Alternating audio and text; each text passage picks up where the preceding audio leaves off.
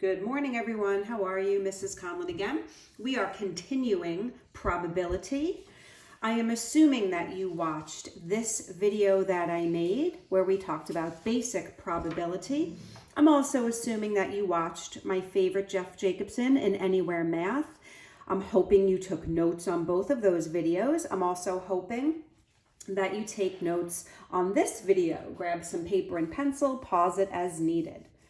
Okay, so this might be a brand new topic for some of you. We're going to do tree diagrams today. I want to draw a tree diagram representing if I roll a die and then flip a coin. Please remember that one of these, one die, two or more dice. So I'm rolling a die and then flipping a coin, and I'm going to represent that. Okay, today we're going to do at least 4 problems, maybe more. I'll see how long this video lasts. Okay, so here's what happens if I roll a die as my first event. I can roll a 1 or a 2 or a 3 or a 4 or a 5 or a 6. Those are my possible outcomes of my first event. Now I'm going to do my second event. Listen to how I'm phrasing it, my vocabulary. My second event is flipping a coin. So if I roll a 1, I could flip a head or a tail. If I roll a 2, I could flip a head or a tail. If I roll a 3, I could flip a head or a tail, a 4 a head or a tail, a 5 a head or a tail, a 6 a head or a tail. Sometimes what they do, they don't always do this, but sometimes they kind of put a dot here and they draw the tree starting from there.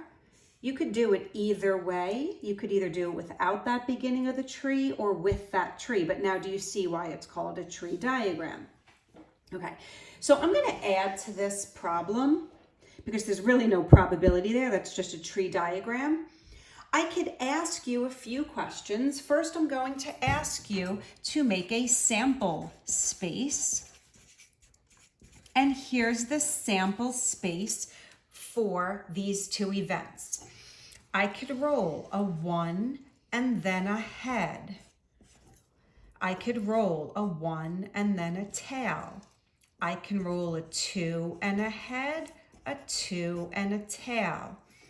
I can roll a 3 and a head, a 3 and a tail, a 4 and a head, a 4 and a tail, a 5 and a head, a 5 and a tail, a 6 and a head, a 6 and a tail. This represents my sample space. These are all of my possible outcomes. Now we can get into probability. I could ask you things like, what's the probability, watch this, what is the, I'll write in green, probability of rolling a 2 and flipping a head? Well, there are 1, 2, 3, 4, 5, 6, 7, 8, 9, 10, 11, 12. 1, 2, 3, 4, 5, 6, 7, 8, 9, 10, 11, 12 outcomes. There are 12 possible outcomes. The probability of rolling a 2 and then a head is right here. So there is 1 chance out of 12 that I'm going to roll a 2 and flip a head. So that's how this gets into probability. We're going to use tree diagrams, sample spaces, and talk about probability. I hope you're taking notes. Okay, let's go to number 2.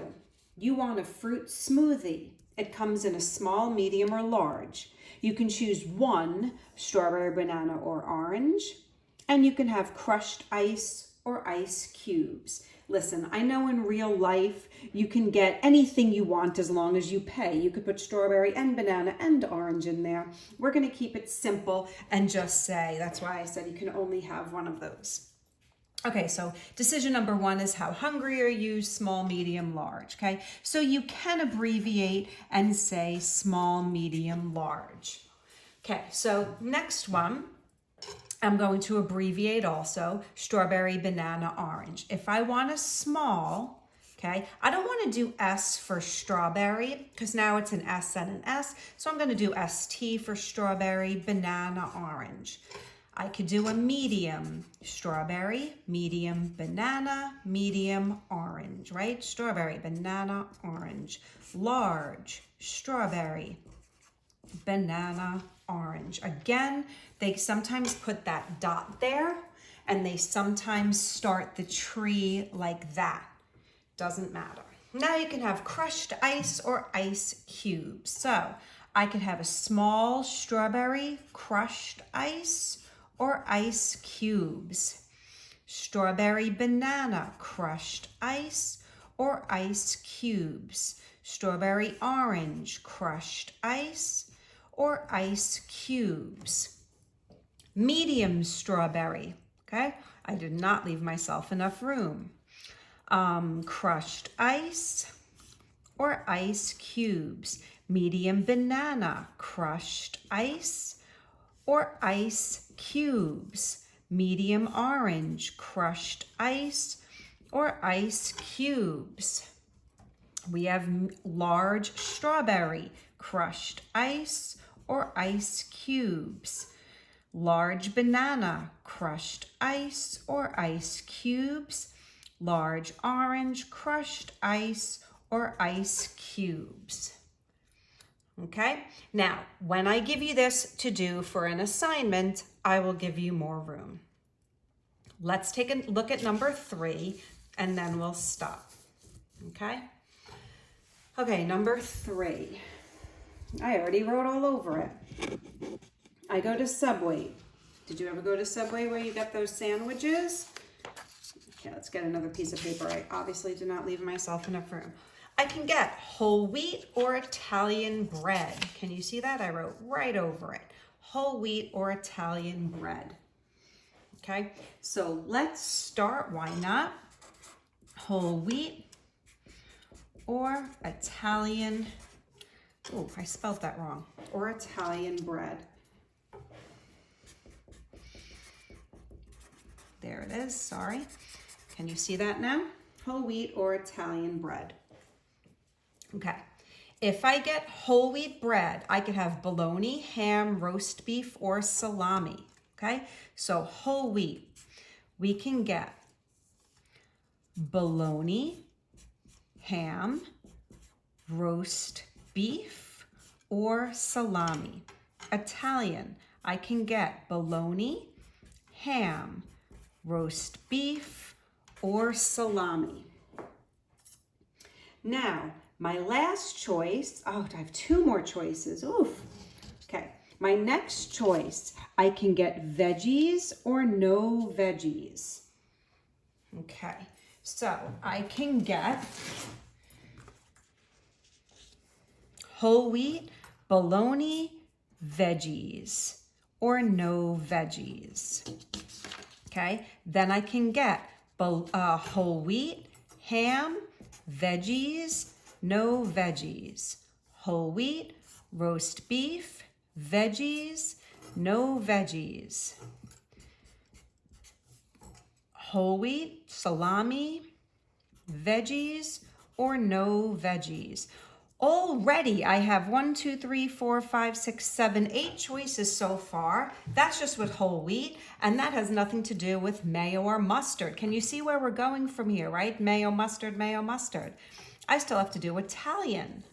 I have Italian, bologna, veggies, Italian bologna, no veggies. Italian ham, veggies, Italian ham, no veggies. Italian roast beef, veggies, Italian roast beef, no veggies. Italian salami, veggies, Italian salami, no veggies. I am now going to go to my 4th choice. First choice. This is my first choice, bread. This is my 2nd choice, the meat.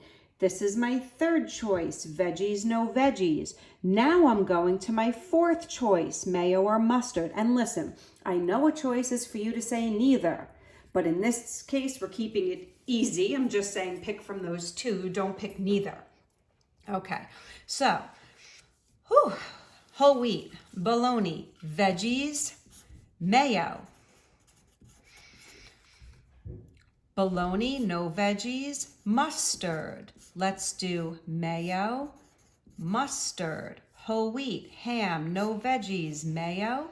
Whole wheat, ham, no veggies, mustard, right? Mayo, mustard. So each choice at the end,